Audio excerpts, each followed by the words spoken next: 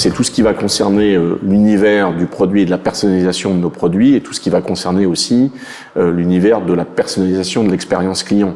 L'expérience client, bien entendu, sur le e-commerce, l'expérience client, bien entendu, au travers de nos activités, notre focus et notre push sur la partie omnicanal, mais surtout aussi l'univers, effectivement, de l'expérience client, nouvelle expérience client en magasin, comment faire en sorte que nos clients interéchangent de mieux en mieux et de plus en plus de façon performante avec nos marques et nos maisons, comment on va remettre aussi nos vendeurs, nos conseillers de vente et le magasin au cœur de cette expérience par rapport à toutes les transformations, tous les bouleversements qu'on connaît depuis un certain nombre de mois.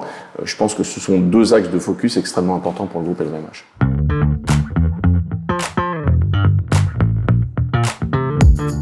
On voit une croissance du e-commerce et on voit une croissance effectivement de la vente digitale. Ça, c'est le premier sujet.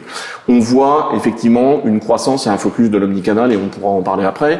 Mais avant tout, ce qui est fondamental et on y tient, et je pense que nos dirigeants, nos patrons, nos présidents y tiennent énormément, la spécificité du groupe LVMH, c'est de penser, développer, créer des produits absolument incroyables et superbes et de faire en sorte que nos clients puissent les toucher du doigt, y compris dans un lieu physique, avec le bon univers de service, avec le bon univers de discours, avec le bon univers de découverte et de support qui va venir avec un conseiller de vente expert qui va pouvoir conseiller, guider, remettre de l'histoire, remettre de la narration. Et donc oui, le magasin a une place toujours qui est très importante.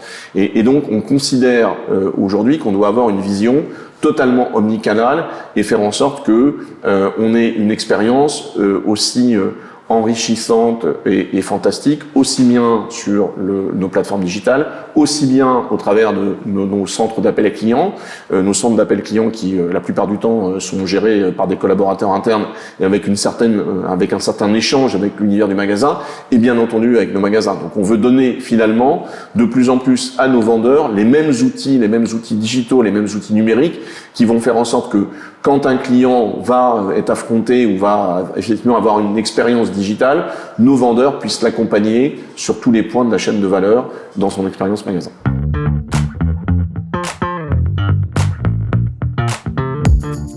Le premier chantier, il est toujours d'actualité, même si on a fait un certain nombre de progrès considérables, c'est celui de l'accélération e-commerce. Et d'ailleurs, ça avait commencé avant le Covid. On n'a pas non plus attendu le Covid pour accélérer sur ces sujets-là.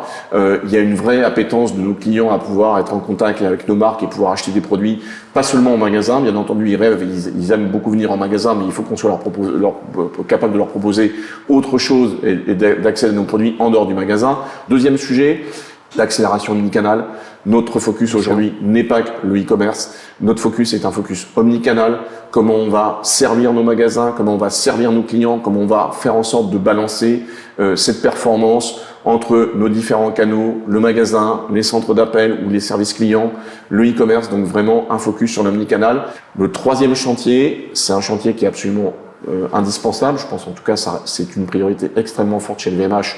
On passe beaucoup de temps à améliorer et à focuser sur la performance de notre supply chain, que ce soit la performance de notre logistique, la performance de notre supply chain en termes de prévision de vente, savoir quelles vont être les tendances, qu'est-ce qu'il faut fabriquer, quand, où faut-il l'emmener, où faut-il le transporter, d'autant plus avec les contraintes effectivement de transport ou de lockdown qu'on peut connaître depuis quelques mois. Le quatrième sujet, c'est tout ce qui va concerner la partie data. Bien entendu, le groupe LVMH et nos maisons accélèrent de façon extrêmement forte depuis 2-3 ans sur la data. Tout ce qui va nous permettre effectivement de mieux connaître nos clients, tout en étant extrêmement exigeant sur tout ce qui va être le respect entre guillemets de la privacy. Mais en tout cas, dès qu'un client nous en donne la possibilité, comment on va pouvoir mieux connaître un client, comment on va pouvoir mieux connaître ses goûts, ses attentes, comment on va pouvoir lui recommander un certain nombre de nouveaux produits, de nouvelles expériences, de nouveaux services. Voilà. Et le cinquième thème, c'est effectivement tout ce qui va se faire autour du NFT, du métaverse, le groupe LVMH. Et Monsieur Arnaud l'a dit, bien entendu, ce qui est très important pour le groupe LVMH, c'est de continuer à développer et à vendre des vrais produits, mais pour autant, on ne peut pas être insensible à toute cette nouvelle potentielle modernité technologique qui est en train d'apparaître. C'est des sujets qui peuvent être importants, une fois de plus, dans ce concept de luxe. Comprendre l'histoire d'un produit, comprendre les produits, les composants qui le constituent, comprendre là où il était fait, ou là où il a été fait, pardon, par qui il a été fait, à qui il a appartenu. Voilà, ce sont des sujets qui sont aussi des atouts pour renforcer cet aspect personnalisation de produit, personnalisation de l'expérience qu'on évoquait. Donc ça, c'est un sujet effectivement important. Et le 6e thème qui reste aussi un focus, je pense, dans le groupe LVMH, c'est bien entendu le focus de la Chine, parce que la Chine est un pays important en termes de distribution, important en termes de clients pour nous et de prospects. Pour autant, c'est un pays, aujourd'hui, on est en train d'affronter un univers qui est de plus en plus, entre guillemets, spécifique et bipolaire. On a un écosystème technologique chinois de plus en plus spécifique, spécifique par ses acteurs, qui sont des acteurs techniques particuliers, spécifique par sa façon d'interagir avec le client et notamment l'extrême montée en puissance des réseaux sociaux et des plateformes, la montée en puissance de sa souveraineté et de l'aspect compliance par rapport à la législation chinoise, qui fait qu'on doit avoir aussi une pratique de plus en plus spécifique et être vigilant à créer les conditions humaines, technologiques, de bien gérer cet écosystème. On est dans un monde de plus en plus compliqué, de plus en plus complexe, de plus en plus souvent difficilement prédictible. Donc cette capacité à être résilient, cette capacité à être agile, cette capacité, notamment en matière technologique aussi, à affronter, parce que c'est une des spécificités auxquelles on doit être très vigilant, cette prise en compte de l'aspect cyber et risque cyber, fait que ce sont, entre environnement et résilience, ce sont aussi 2 axes de focus importants pour porter ces 6 chantiers.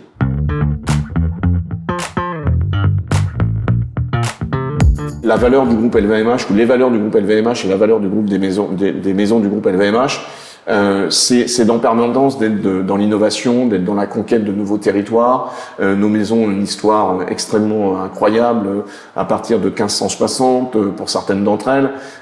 Donc on a toujours été dans cette aventure entrepreneuriale. Et par ailleurs, nos maisons, je pense que c'est une des valeurs fondatrices du groupe, on est dans un groupe d'entrepreneurs et on est dans des maisons qui sont gérées par des entrepreneurs. Donc quelque part, il y a toujours cette quête de l'amélioration, il y a cette quête de l'innovation.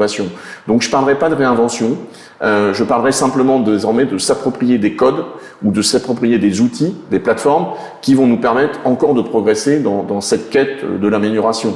Comment les plateformes digitales vont nous aider effectivement à faire en sorte que nos vendeurs, nos conseillers de vente soient augmentés par rapport à leur relation client. Comment on va faire en sorte que ces plateformes ou ces outils digitaux permettent finalement aussi à nos clients d'être augmentés dans leur relation par rapport à la marque. Comment on va faire effectivement que ces plateformes, ces technologies digitales vont venir supporter des processus de production, vont venir supporter des processus de création, vont venir supporter des processus de distribution. Comment on va augmenter ça pour être plus percutant, plus performant, plus innovant, avoir une meilleure vision de notre supply chain, être plus, plus pertinent dans nos processus de production. Voilà. Donc je parlerai plutôt pas de réinvention, je parlerai plutôt d'augmentation. Comment on est en train de s'accaparer ces codes des grandes entreprises ou des grands acteurs de la tech et comment on va les scénariser pour faire en sorte que sur un certain nombre de dimensions, nos maisons deviennent deviennent encore plus percutantes ou continuent effectivement dans leur chemin de singularité et d'expérience. Je pense que c'est de ça dont il faut parler.